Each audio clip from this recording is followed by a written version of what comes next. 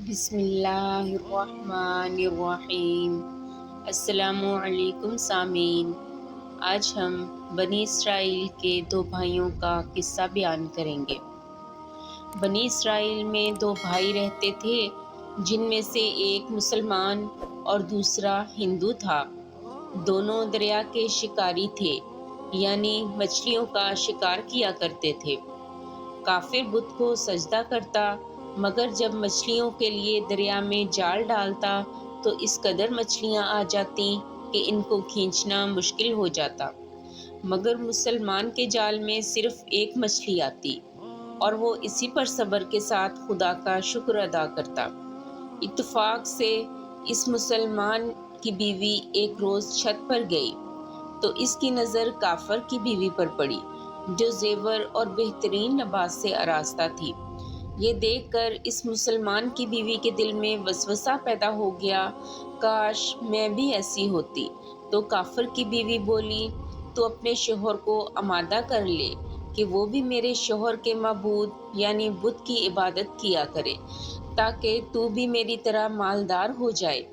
یہ سن کر مسلمان کی بیوی غمزدہ ہو کر نیچے آئی، اور جب اس کا شوہر گھر آیا تو بیوی کا حال دیکھ کر دریافت کیا کہ آخر بات کیا ہے جس سے تو اس قدر غمزدہ ہے۔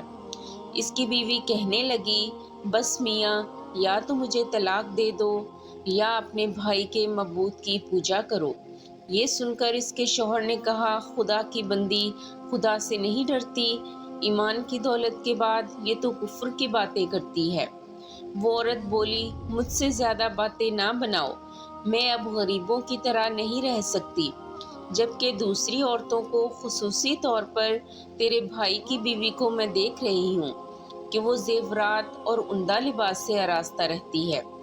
جب اس مرد مومن نے دیکھا کہ عورت ضد پر اتر آئی ہے اور اس کا اصرار حد سے بڑھ چکا ہے، تو اس نے عورت کو تسلی دی اور کہا، اچھا، گھبرانے کی ضرورت نہیں، میں کل سے کاریگروں اور مزدوروں میں جا کر محنت کر کے تمہیں روزانہ 2 درہم دیا کروں گا۔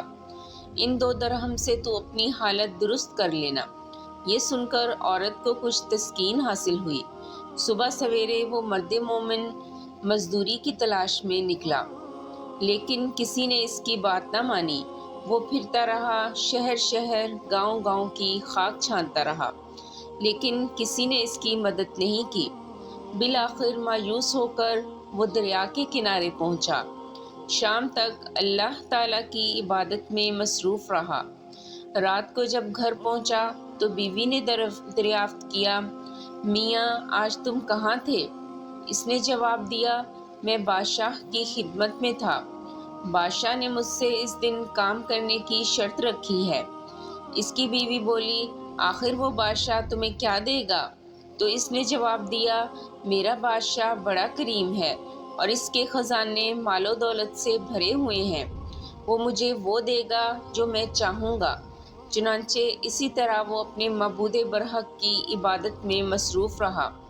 30ویں رات ہوئی تو بیوی نے کہا، سنو میاں، یا اگر کل تم نے مجھے مزدوری لا کر نہ دی تو تم مجھے طلاق دے دینا۔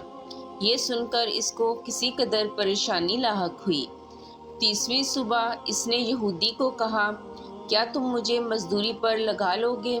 یہ سن کر یہودی کہنے لگا، حاتم کو مزدوری مل جائے گی، لیکن شرط یہ ہے کہ میرے پاس تمہارے کھانے کا کوئی بندوبست نہیں ہوگا۔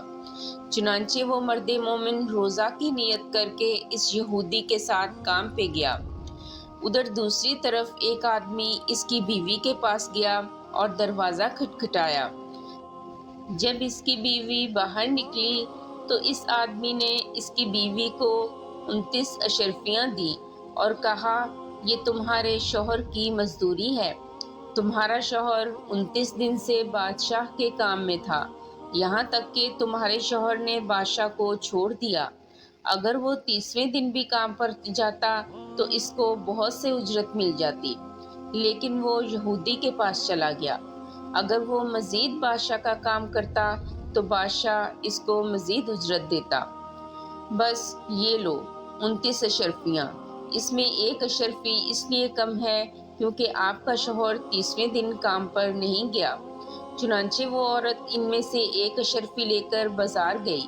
سنار نے جب وہ اشرفی دیکھی تو 1000 درہم اس کی قیمت اس عورت کے حوالے کر دی۔ جب شام کو آدمی گھر آیا تو عورت نے اس سے دریافت کیا، آج تم کہاں تھے؟ اس نے جواب دیا کہ آج میں ایک یہودی کے ساتھ کام پر تھا۔ اس کی بیوی نے کہا، آخر بادشاہ کی خدمت ترک کر کے دوسرے کی خدمت کیوں کرتے ہو؟ پھر اپنے شوہر کو اشرفیوں کا واقعہ سنایا، جس کو سن کر وہ مرد مومن روتے روتے بے ہوش ہو گیا۔ جب اس کو ہوش آیا تو اس نے بیوی سے کہا، افسوس، میں نے بادشاہ دو جہاں کی خدمت کا حق اپنے اوپر لازم نہ کیا۔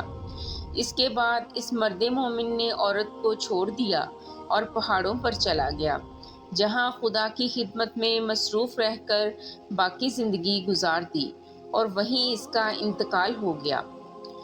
اللہ کے خزانوں میں کوئی کمی نہیں، وہ بندے کو اس کی عبادت کا صلہ ضرور دیتا ہے، اگرچہ بعض دفعہ کسی حکمت کی بنا پر اس کے ہاں دیر ہو جاتی ہے، لیکن بہرحال اندھیر پھر بھی نہیں، وہ بندوں کو دیتا ضرور ہے۔ بے شک اللہ تعالی ہم سب کو صبر و شکر کے ساتھ رہ کر زندگی گزارنے کی توفیق عطا فرمائے۔